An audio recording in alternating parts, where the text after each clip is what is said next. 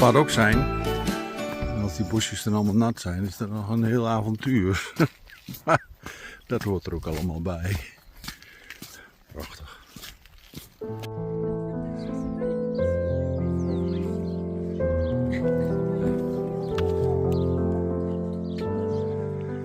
Nou, ze geven aan dat de hobbits hier niet wonen, maar het lijkt er wel een beetje op. Oh, kijk. Nou hoor ik de informatie. Ja, ik film net. Dat het 2000 jaar oude wijnopslagkelders zijn hier. Die zijn even met de hand gemaakt, denk ik aanstaan. En dat moet wel. Mooi zeg.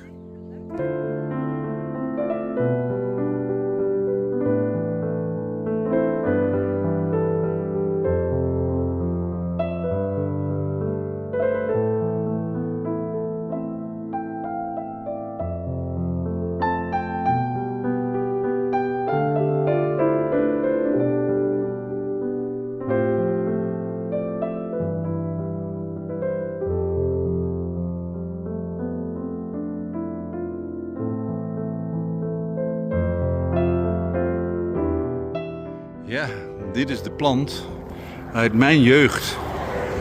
En jullie kunnen het niet ruiken, maar Brem, de geur, dat roept gelijk herinneringen op. Prachtig. Het is ook aardig dicht begroeid hier allemaal. Oh, lekker.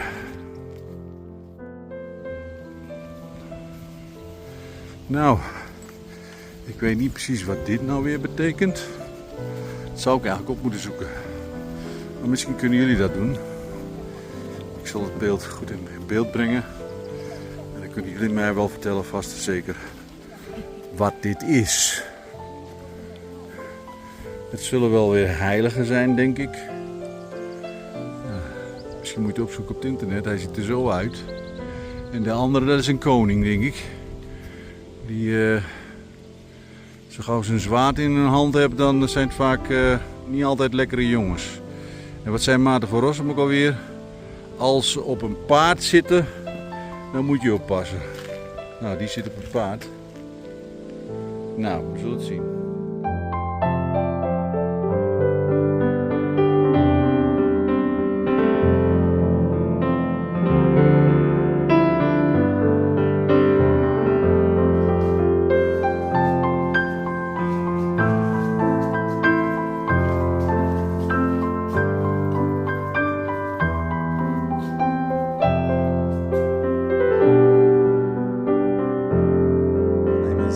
Father Matthew Crawford. I am a priest, a Marist priest from New Zealand, and I am currently the director of the Santa Cruz Albergue in Sagun in Spain, on the very middle part of the Camino. It was a coincidence that I came here. I think I just picked one. And what makes that you are working here?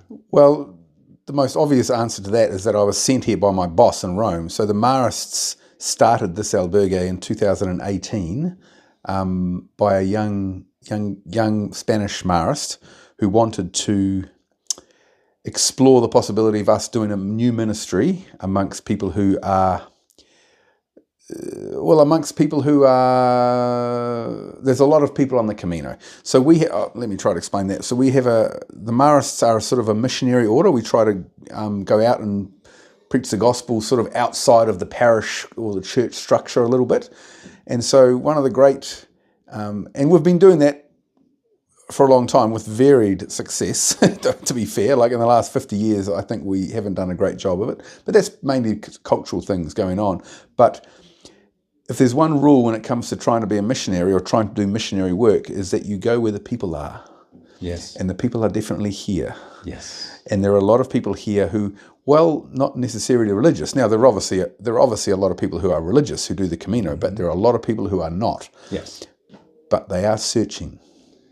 And they are walking. And they are walking.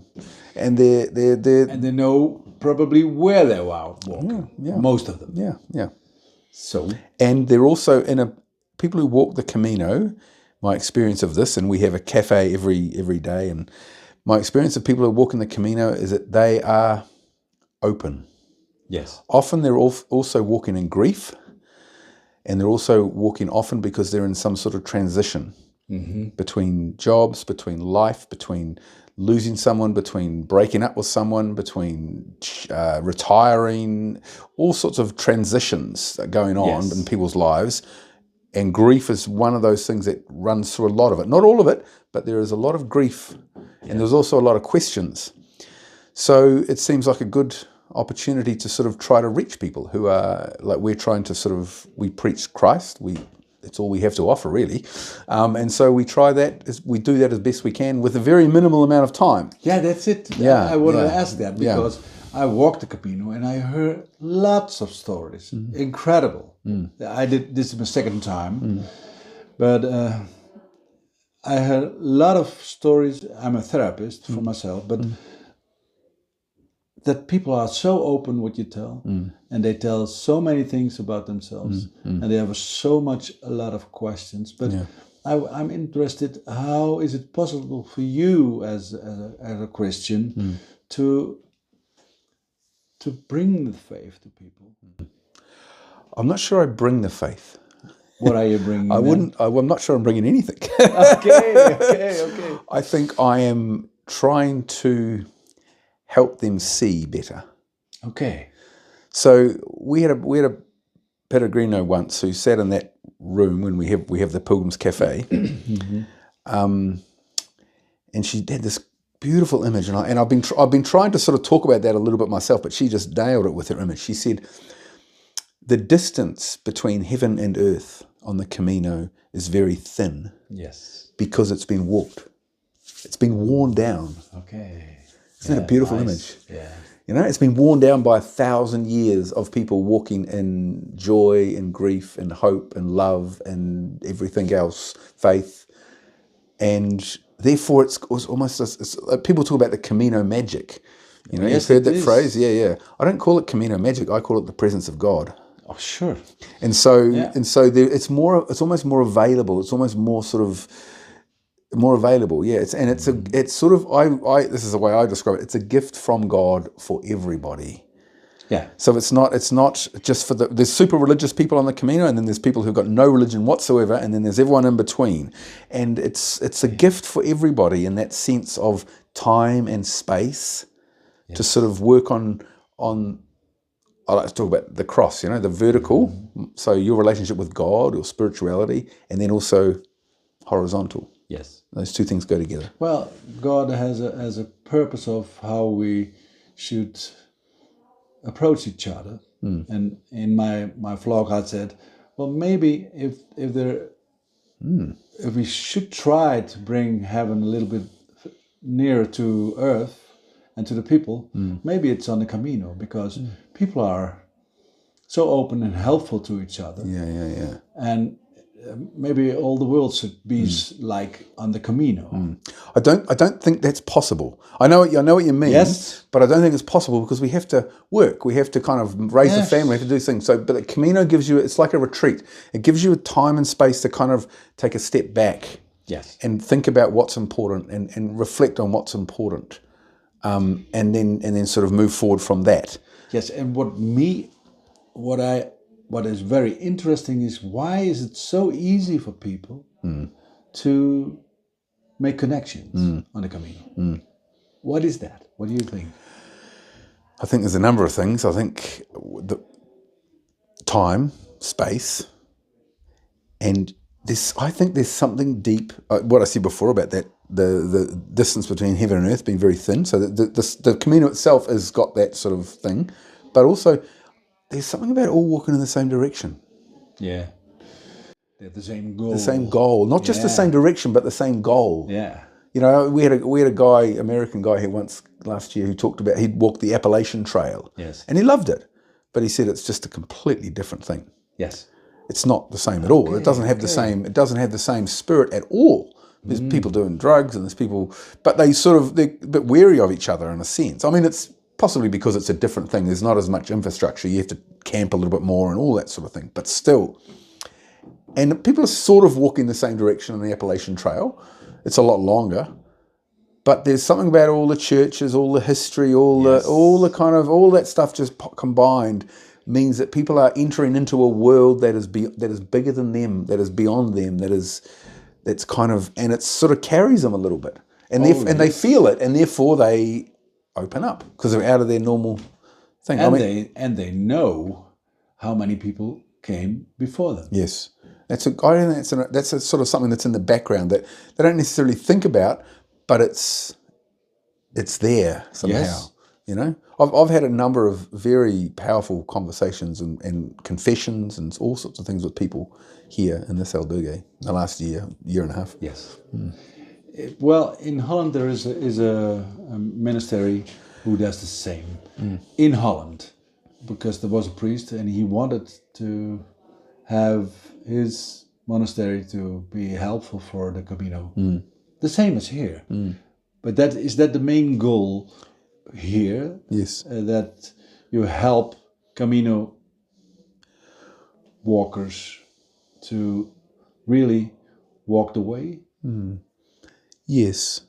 I think our main goal here is there's two sort of main goals, I suppose, is to welcome the stranger like Jesus taught us. Jesus told us to welcome the stranger. So that's kind of fundamental to the way we do things. But also I think probably not more importantly, but equally importantly, is that we try to be the presence of the church, which should be really obvious on the Camino, but yet seems to be not quite as much as it could be. And there are a lot of, there seems to be there's a growing number of pilgrims, but there's also a growing number of peregrinos. You know, What are peregrinos? so tourists who are walking as though they're pilgrims, or as though they're peregrinos, but really they're just tourists. Yeah. So there's a growing number of them on the Camino, and that's okay. Like everyone walks for their own thing. So I'm not worried about that per se, but we do want to sort of have a sense that this is a historical Christian pilgrimage. Yes. And so if that's the case, which it is, then there needs to be some people doing what we're doing.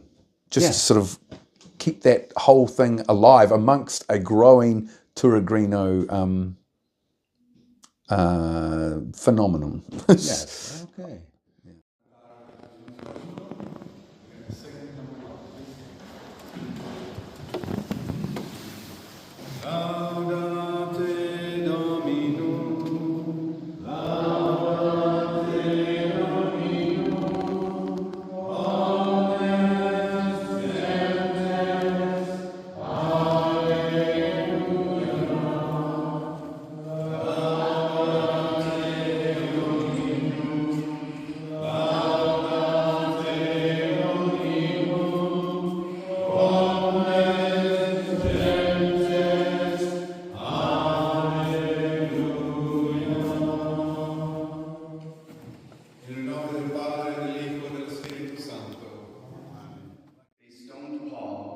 Dragged him outside the town, thinking he was dead. The disciples came crowding around him, but as they did so, he stood up and went back to the town. The next day, he and Barnabas went off to